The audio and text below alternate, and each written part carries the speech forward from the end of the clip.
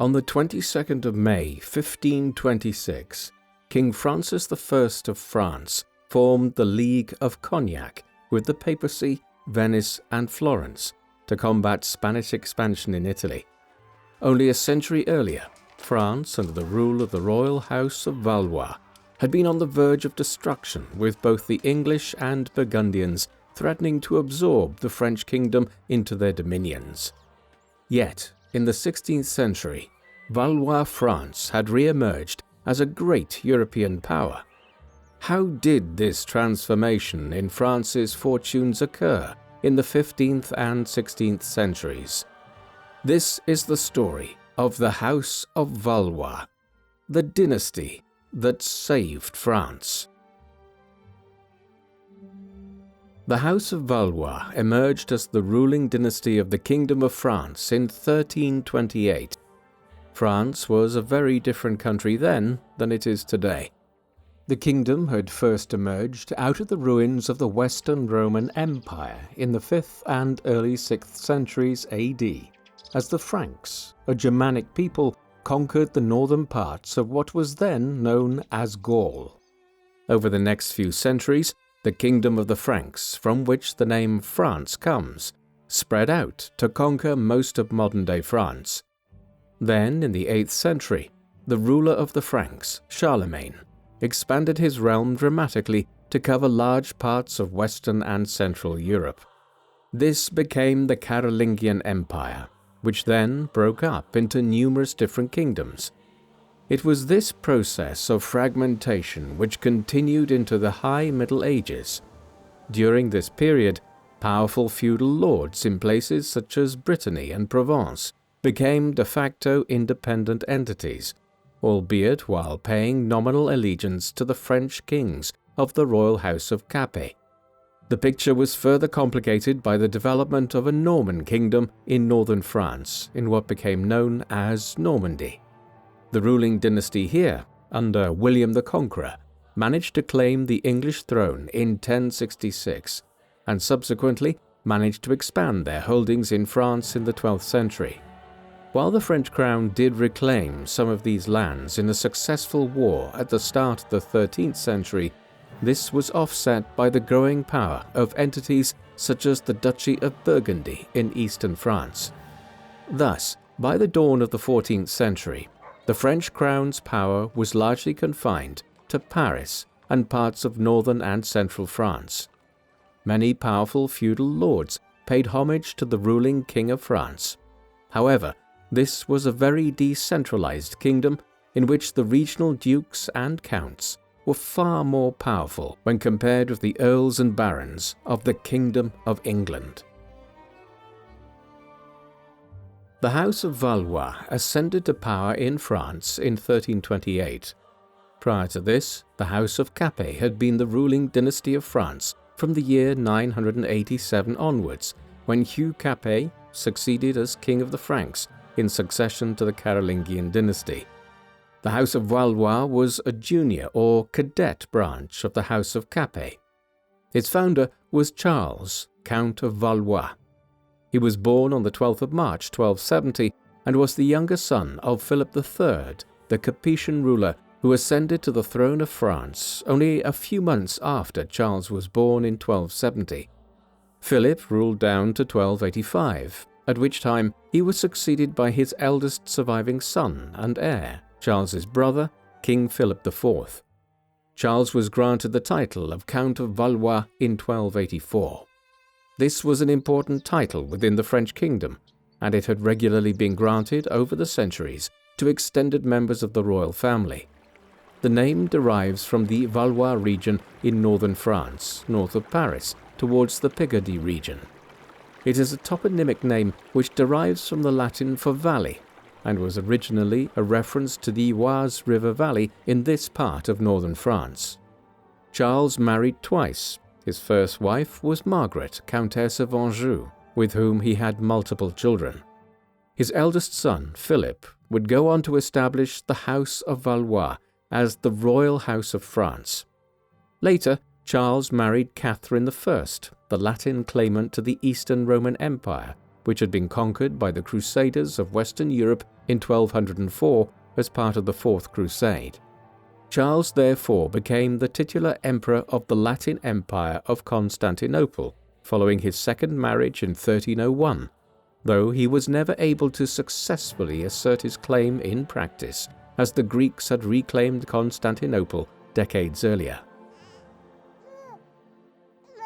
The rise of the House of Valois to the throne occurred as a result of a combination of infant mortality in the more senior line and the simple lack of male as opposed to female heirs.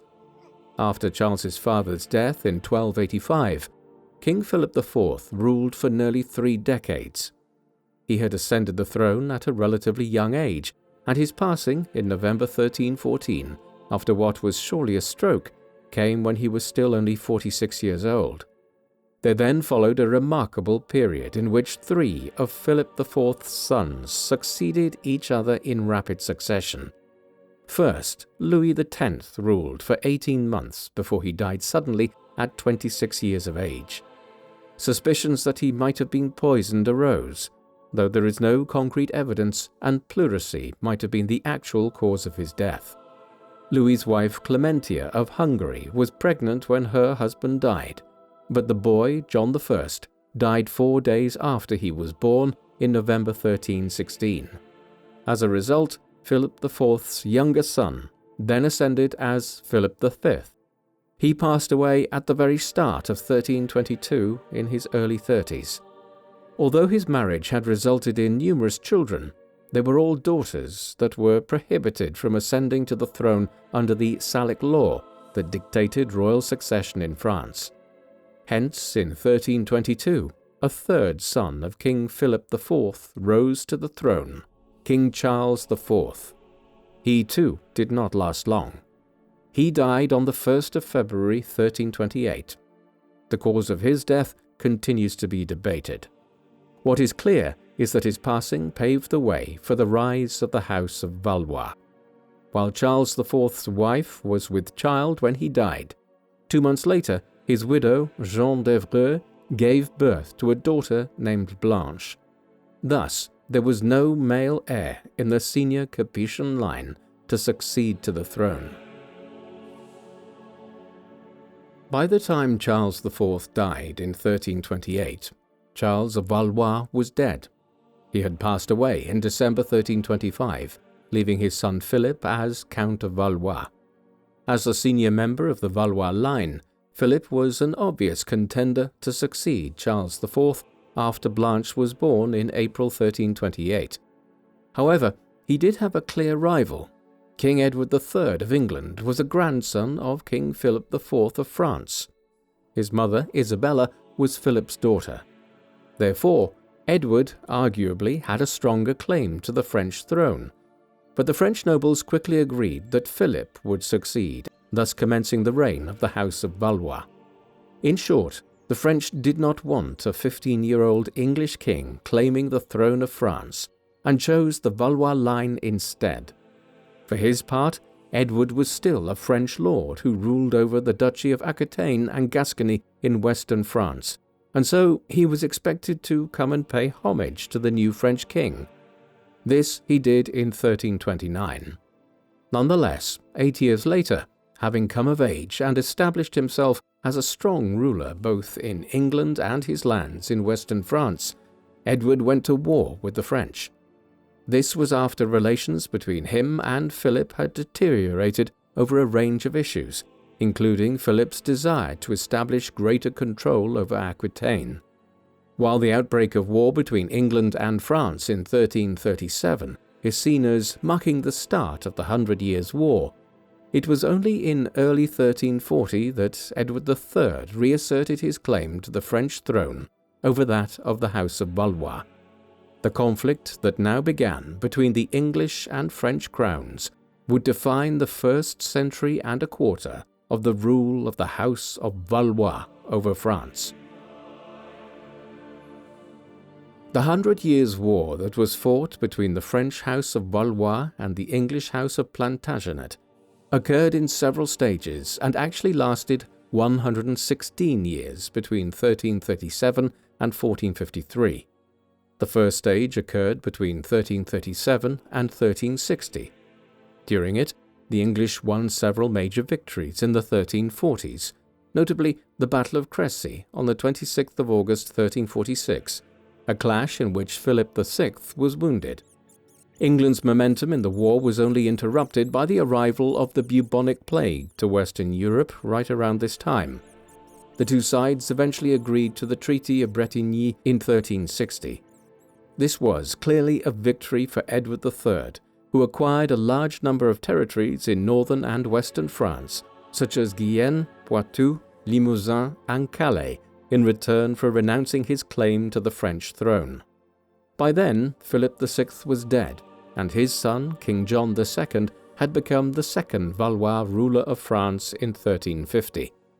John had been taken captive at the Battle of Poitiers in 1356, and the Treaty of Bretigny was largely agreed in order to secure the release of the French king 4 years later.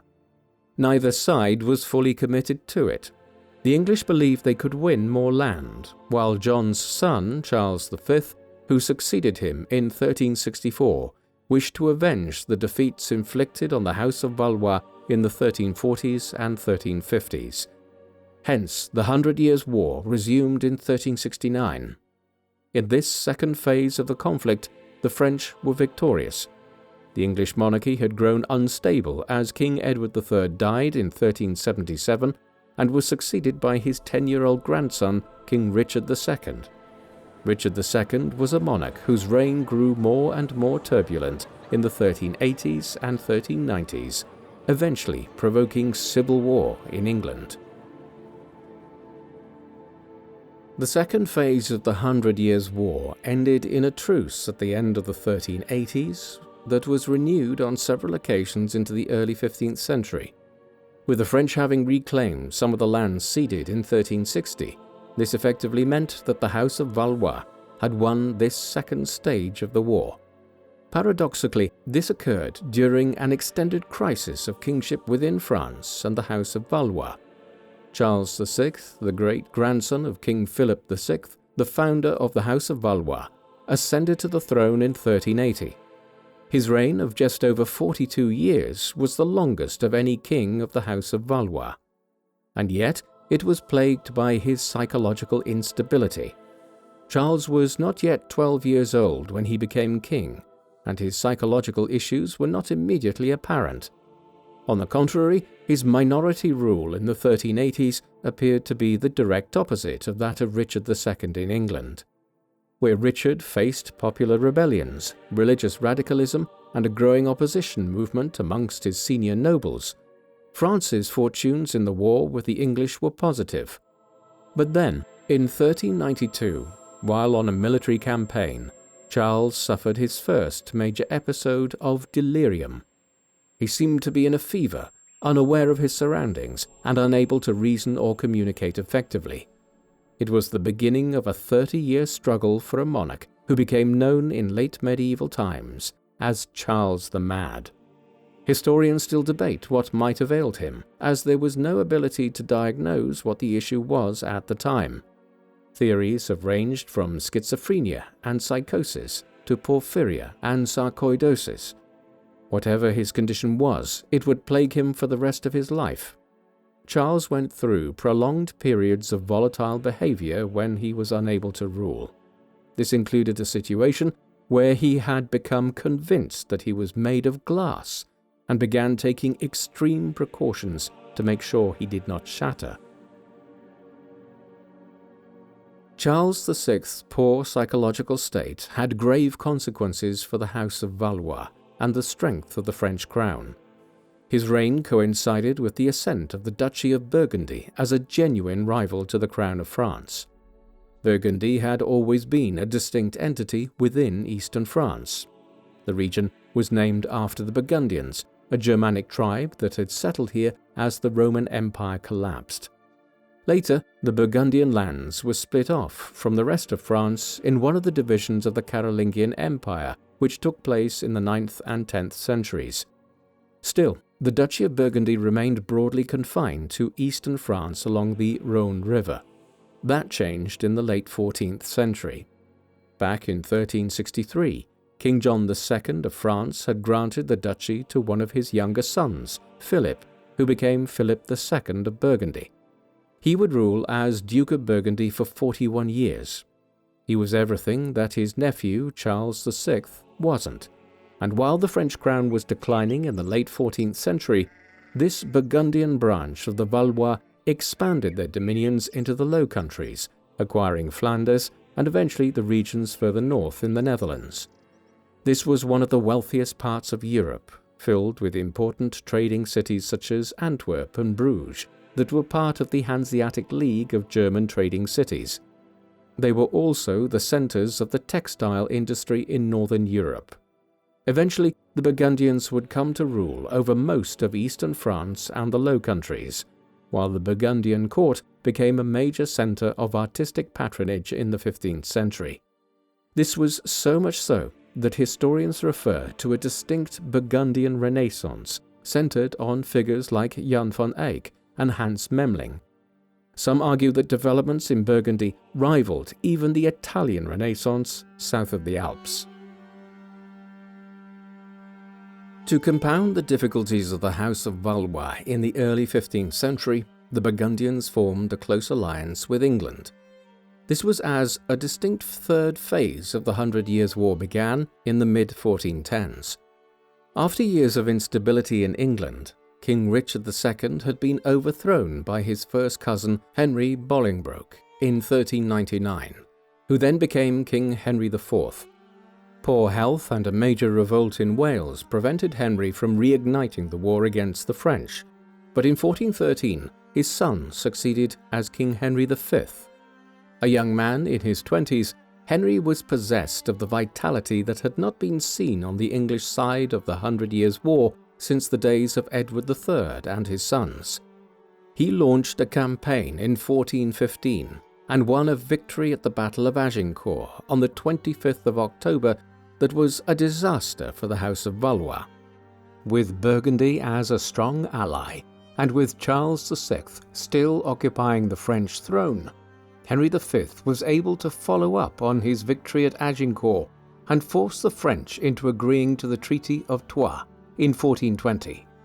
Under the terms of this, Charles VI's daughter, Catherine of Valois, married Henry V, and Charles accepted that any son of the union would take precedence in the line of succession in France over his own sons.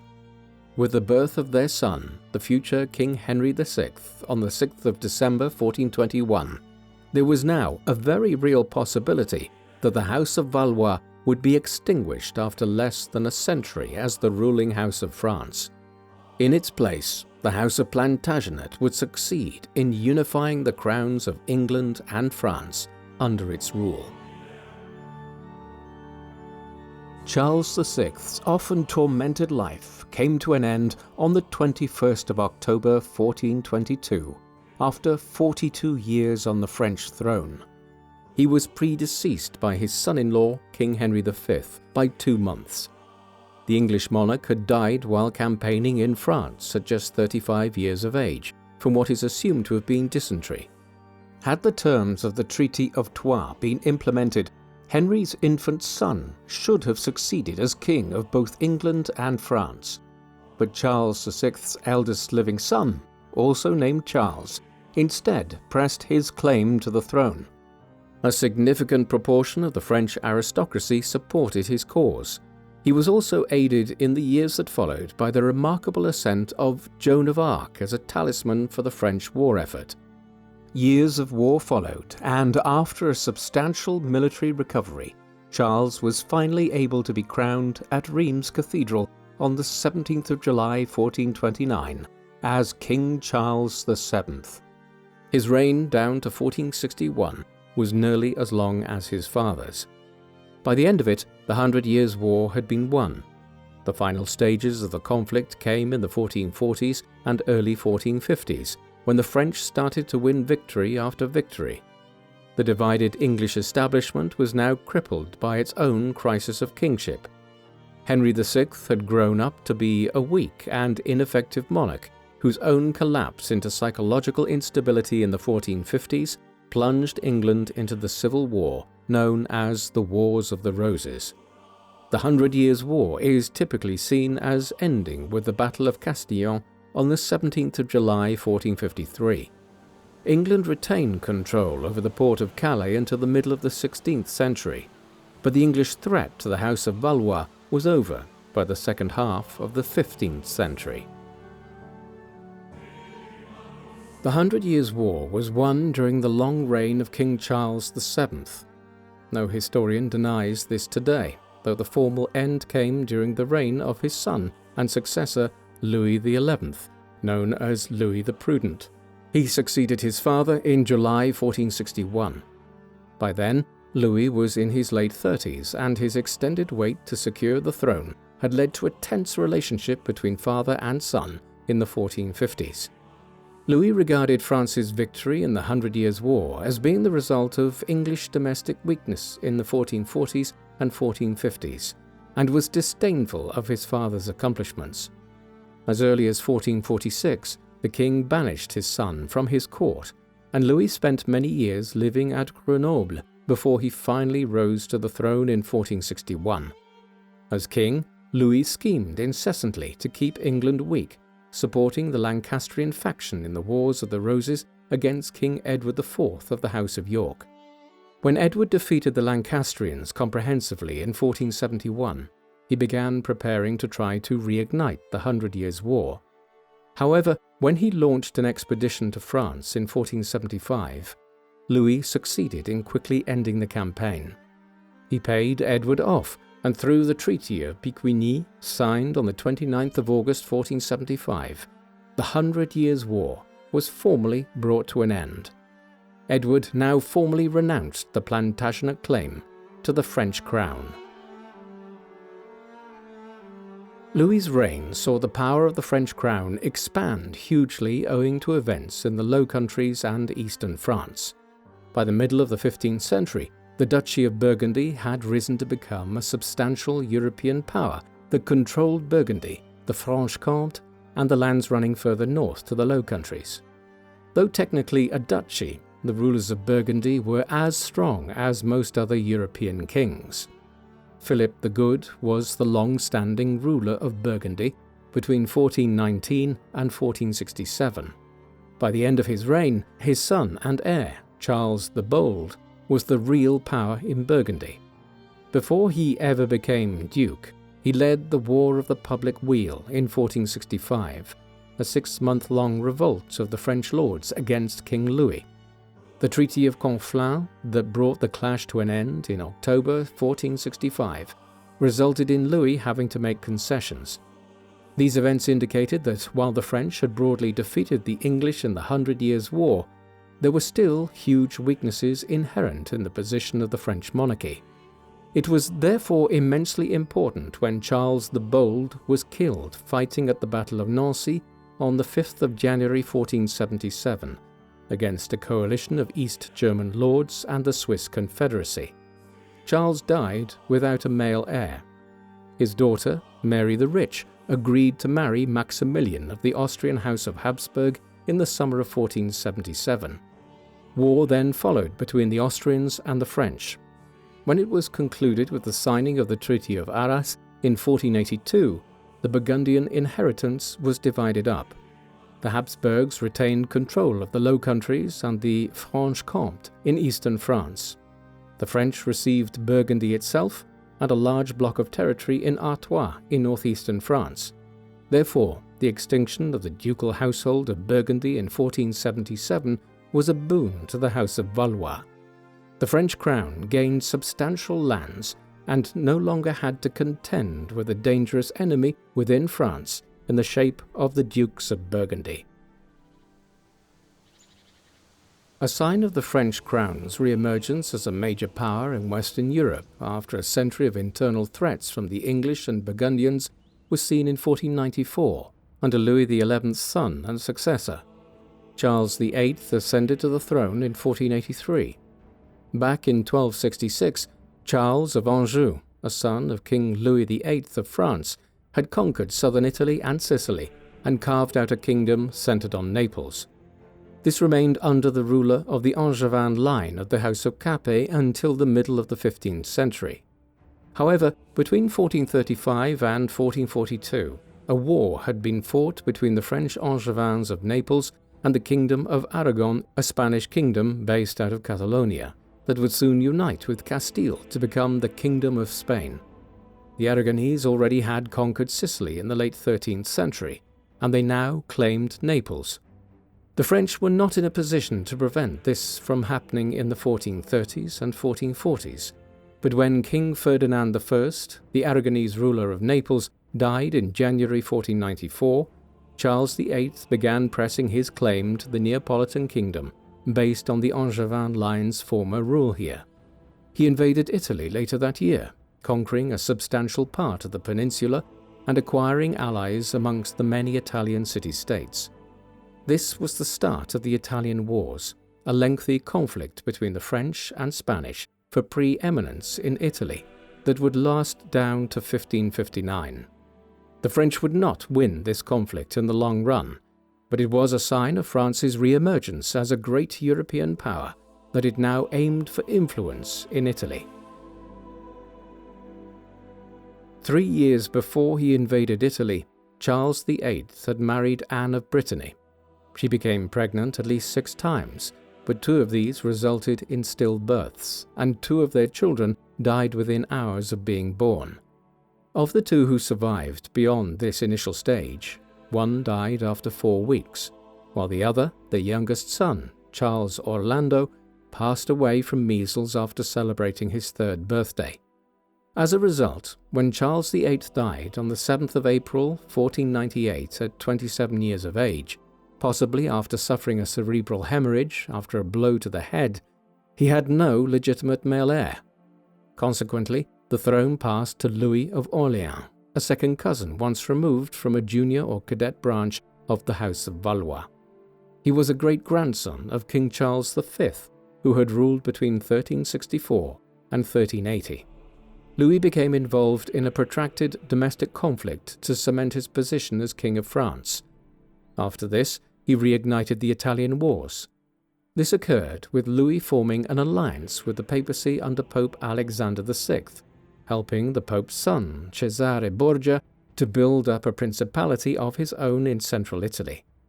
Later, he initiated the War of the League of Cambrai as a distinct conflict within the Italian Wars, after the Republic of Genoa tried to remove the pro-French faction from their city. This led to a fresh French invasion of northern Italy. When this stage of the wars ended in the mid-1510s, the French succeeded in having the Spanish temporarily accept their influence in northern Italy. Like his predecessor, Louis XII had numerous children. While 2 of his daughters would live into their adult years, all of his sons died almost immediately after being born. As the Salic law prohibited the succession of women to the throne in France, when Louis XII died in 1515, the throne passed yet again to a relation who was an extended member of the House of Valois. This was Francis of Orleans.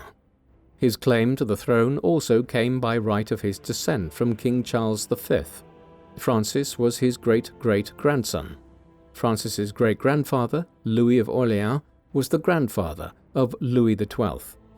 Louis and Francis were conscious that his claim to the throne was open to being challenged, and so on the 18th of May 1514, 8 months before he ultimately died, King Louis had married his eldest daughter, Claude, to Francis. The following October, 52-year-old Louis had married Mary, the 18-year-old sister of King Henry VIII of England, in the hope that he might yet produce a healthy male heir via his 3rd marriage. But he died only 10 weeks later. This left Francis to succeed as Francis I. The new monarch would rule for 32 years and was the most powerful king to ever rule France from the House of Valois. Burgundy had been removed as an adversary to the French crown in 1477. Other major regional powers had been dispensed with as the 100 Years' War ended in victory, notably the Duchy of Aquitaine, which was absorbed into the French crown, while the independence of the County of Provence had been brought to an end in 1481. Francis completed this process of centralizing power in the hands of the monarchy within the Kingdom of France by ending the independence of the Duchy of Brittany. Furthermore, through legislation such as the Ordinance of Villers-Cotterêts in 1539, Francis's government began creating a unitary kingdom. This resulted in the imposition of universal laws throughout the country and the insistence on the use of French. French was now to be preferred to provincial dialects and languages, such as Breton and Occitan, within government and the courts. Francis had come to power at the very end of the War of the League of Cambrai. He made an advantageous peace with the Spanish and Austrian Habsburgs, and then allowed the Italian wars to go into dormancy for several years. The peace did not last long, and between 1521 and his death, Francis fought 4 more wars in Italy: the Italian War of 1521 to 1526, the War of the League of Cognac between 1526 and 1530, the Italian War of 1536 to 1538, and the Italian War of 1542 to 1546. The core element of these remained French efforts to displace Spain as the hegemonic power in Italy, but each of the individual conflicts resulted in shifting alliances and wars of varying intensity. A personal low point for Francis was the Battle of Pavia in northern Italy on the 24th of February 1525. Not only were his forces decimated by the Spanish here, Francis was taken captive and was later sent to Spain. There he was forced to sign the Treaty of Madrid in 1526, through which he ceded Burgundy to the Spanish and relinquished his claims to Milan and other parts of Italy. Subsequent wars resulted in France acquiring a greater stake in northwestern Italy in the Piedmont region, with the French securing the city of Turin for a time. These later wars were also significant in that, during them, Francis formed an alliance with Suleiman the Magnificent, the Muslim Sultan of the Ottoman Empire. This was a decision which was viewed as anathema to most Christian states. Francis, however, was willing to engage with the Ottomans in order to weaken the Spanish position in the Mediterranean more broadly. The Italian wars would ultimately end in Spanish victory, but they showed how far France had come under the House of Valois. A century earlier, England had been fighting to claim control of France. Now the French were trying to secure Italy. The Renaissance arrived to France during Francis's reign. Generally speaking, barring some exceptions like the Burgundian artistic and cultural movement of the 15th century, the Renaissance was largely an Italian phenomenon in the 14th and 15th centuries. It was there that humanism was devised as a new way of educating people and training scholars. Humanists revived the study of the ancient texts of ancient Greece and Rome, and major advances in introducing perspective and realism into painting and sculpture first developed. The new Italian approach only spread gradually to the rest of Europe. The Italian wars are generally seen as being a galvanizing event that brought the French and others into more direct contact with the ideas and methods of the humanists and Renaissance artists. These ideas were then brought north of the Alps, triggering a distinct northern Renaissance in France, the Low Countries, Germany, and England in the 16th century. Francis was a huge factor in the development of the French Renaissance. For instance, he lured several Italian humanists and painters to his court in France. The most famous example is Leonardo da Vinci, who spent the last period of his life in France prior to his death in 1519. He also convinced the goldsmith, author, and metallurgist Benvenuto Cellini to come to France for a time, leading to the production of the Cellini salt cellar, a highly ornate gold salt cellar that is viewed as a leading example of Renaissance metallurgy. Francis also embarked on a wide-ranging building program that employed new Renaissance architectural methods. The most famous example was the Palace of Fontainebleau. More controversial was the work of François Rabelais. His Gargantua and Pantagruel is considered a masterpiece of French Renaissance literature. Rabelais occasionally had patronage from the royal court, but his satirical work eventually fell foul of the royal censors based out of the Sorbonne University in Paris. Nonetheless, Francis I was the key individual within the House of Valois when it came to the French Renaissance. Francis was succeeded by his son, King Henry II of France, in 1547. Henry's reign was short but effective. He recommenced the war with Spain and fought the final stages of the long-running Italian wars between 1551 and 1559. These were finally concluded with the signing of the Treaty of Cateau-Cambrésis in April 1559. The peace, signed 65 years after Charles VIII had first invaded the peninsula, was an honourable defeat for the French. The Spanish were left as the paramount power in Italy, with control over Naples in the south and Milan in the north. France, however, had secured territories along its eastern and northeastern frontiers in places like Metz and Saint-Quentin, while it had also secured Calais from the English, who had allied with the Spanish in the final part of the wars. Unfortunately, Henry was badly injured in a jousting tournament organized to celebrate the end of the wars and died on the 10th of July 1559.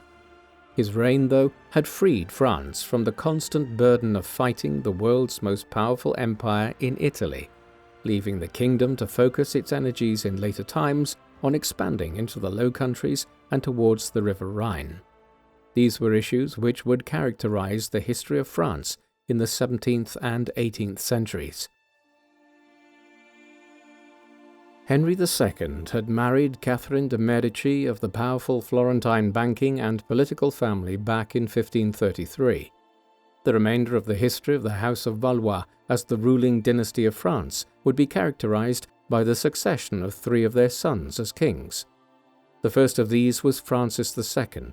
He succeeded his father at 15 years of age in 1559.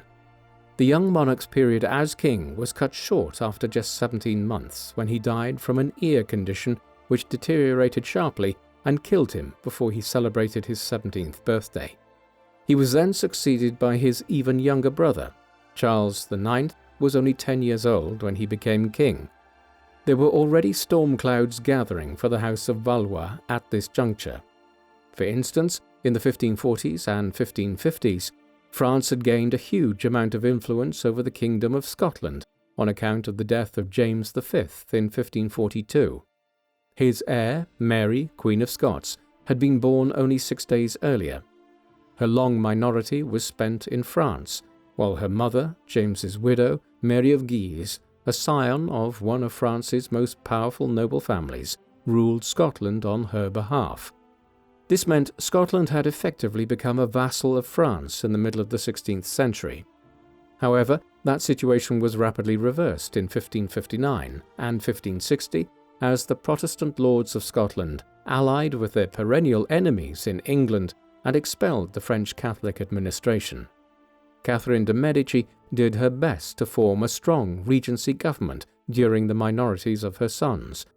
But without a strong monarch in the 1560s, the country began to descend back into a scenario where the country's nobles exercised a huge degree of independence from the crown. Religion was a major factor in the breakdown of royal rule in France in the 1560s. The Protestant Reformation broke out in Germany in 1517, after Martin Luther initiated his campaign criticizing the corruption and worldliness of the Roman Catholic Church and its leaders. This built on earlier protest movements such as the Lollards in England in the late 14th century and the Hussites in Bohemia in the early 15th century. The German Reformation gained traction in an unprecedented way across Europe in the 1520s. This was facilitated by cheap pamphlets and news sheets of the kind made available for a mass market via the printing revolution, which spread Luther's ideas far and wide. By the end of the 1520s, a number of European kingdoms and small states such as Sweden had already converted officially to Protestantism, while groups of Protestants were springing up all over Western and Central Europe. France would remain a predominantly Roman Catholic country, but as early as 1521, the Circle of Meaux sprang up, centered on the Bishop of Meaux, to discuss Luther's views. Jean Calvin, the man who created a new Protestant theocracy in Geneva in Switzerland in the 1540s, was a Frenchman. Hence, Protestantism was taking root in France as early as the 1520s and 1530s. What was unusual was that it found a large number of followers in rural communities in the central and southern western parts of France. This differed from the general pattern across Europe, as Protestantism tended to acquire adherents first in cities and towns and around the universities, while rural communities tended to be more resistant to change. France's Protestants would eventually become known as Huguenots. The origin of the term is debated. It may be a Gallicization of a Dutch term, huisgenote, which means something akin to housemate, and was thus an expression of religious fraternity. Alternatively, it may be derived from the surname of Besançon Hugues, a Swiss religious leader of the 1520s. The religious division continued to grow in France in the middle of the 16th century. The pattern elsewhere tended to be that a monarch chose either Catholicism or Protestantism, and then imposed that religion on their dominions. The problem in France was that the monarchs of the House of Valois remained Roman Catholic, but many senior French lords, such as Henry of Bourbon, Prince of the Kingdom of Navarre in the south, Gaspard de Coligny, and the Duke of Montmorency, became Protestant leaders between the 1550s and 1570s. Their influence and power was too great to ignore.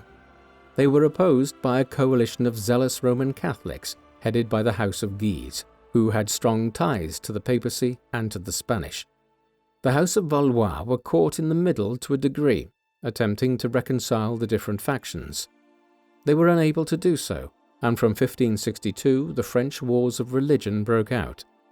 These wars were fought almost continuously down to 1598, and would become a proxy war for the wider European wars of religion, with other powers like England and Spain becoming involved over time.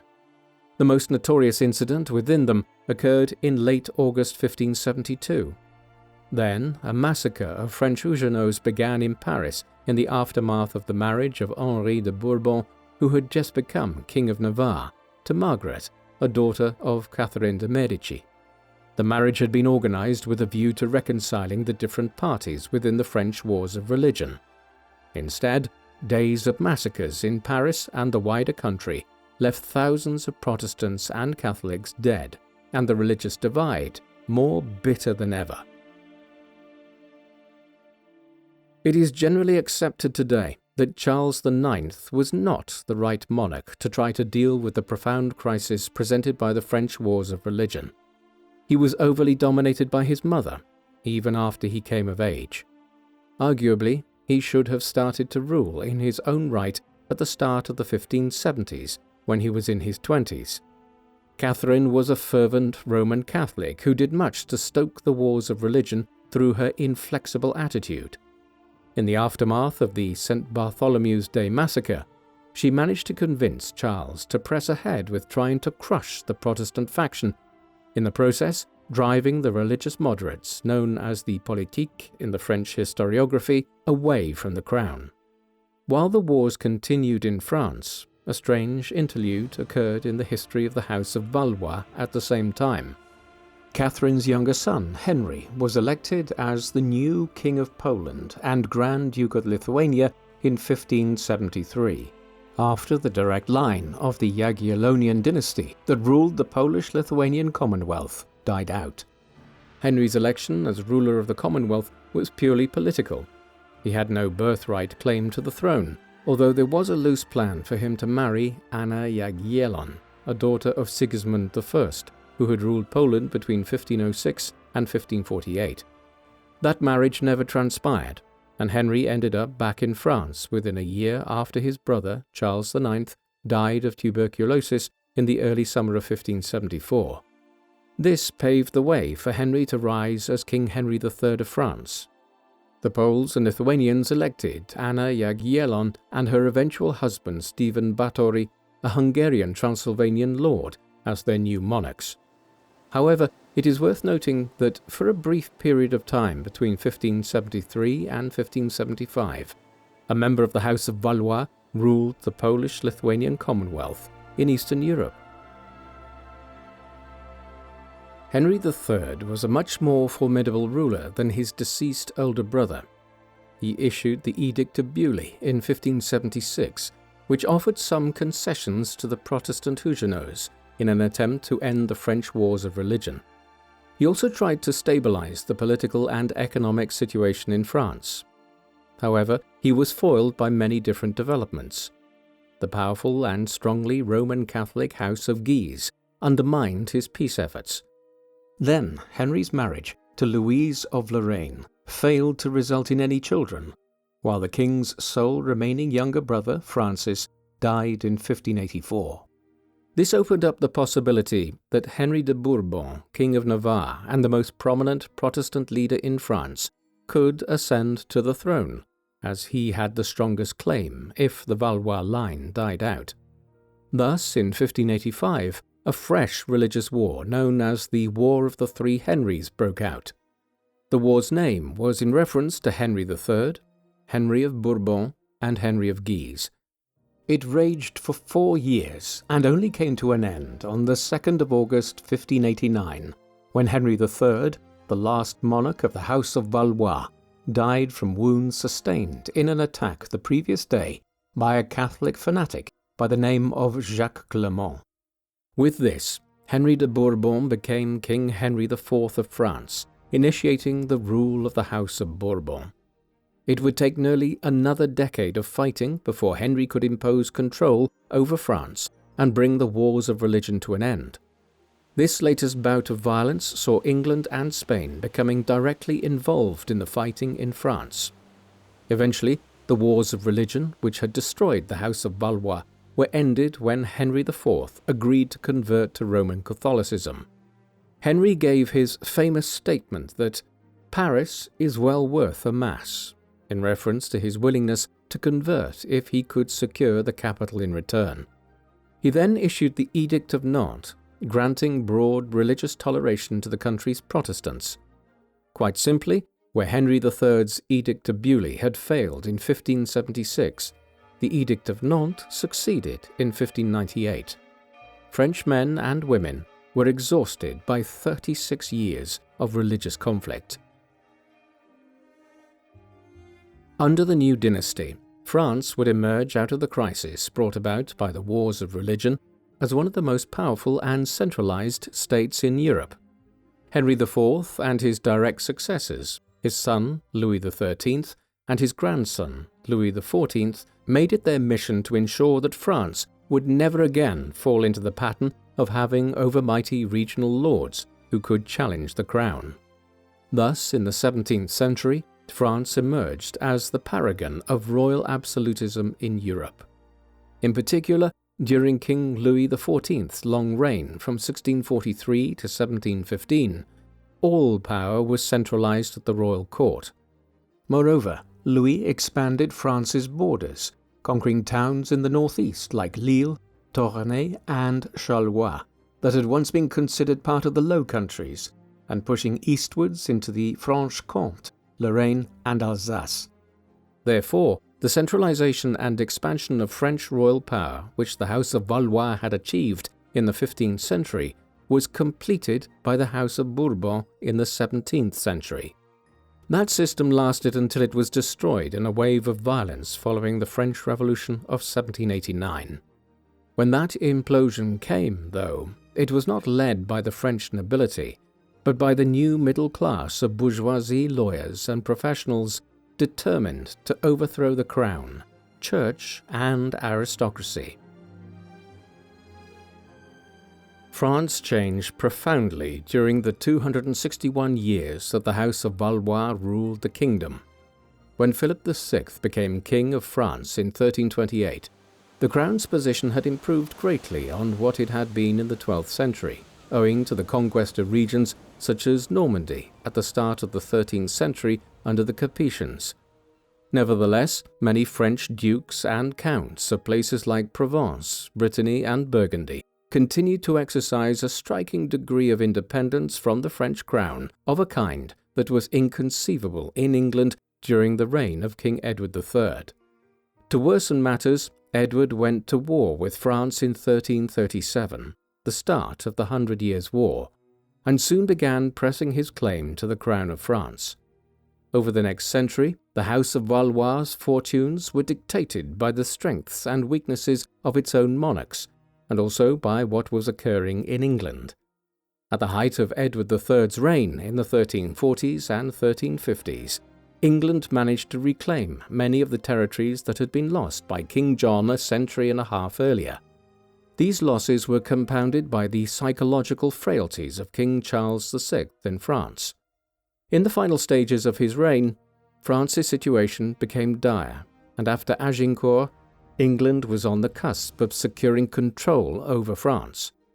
What changed affairs was England's own descent into domestic turmoil and the rise of an ineffective king there in the middle of the 15th century. The 100 Years' War was won in the 1440s and early 1450s, and in the second half of the 15th century, the French crown entered into a period of centralization that would eventually see the de facto independence of overmighty lords such as that of the Dukes of Burgundy and Brittany and the Counts of Provence brought to an end. Thus, during the long reign of King Francis I between 1515 and 1547, France emerged as a powerful, centralized kingdom capable of waging long wars in Italy against Spain, the world's most powerful imperial nation during the 16th century. The Spanish might have won the Italian wars, and France did soon descend into the French wars of religion, but this does not mean that there wasn't a kind of triumph of the House of Valois. In the 17th century, under the Bourbons, France was the most powerful country in Western Europe, a nation that could only be contained by the grand alliances of England, the Dutch Republic, Austria, and Spain. That was only achieved because of the process of centralization which had occurred under the Valois dynasty in the 15th and early 16th centuries. What do you think of the House of Valois? Did the dynasty lay the groundwork for the rise of royal absolutism under the House of Bourbon, or were the Valois monarchs weak in the main, with the exception of a handful of strong rulers like King Francis I? Please let us know in the comment section, and in the meantime, thank you very much for watching.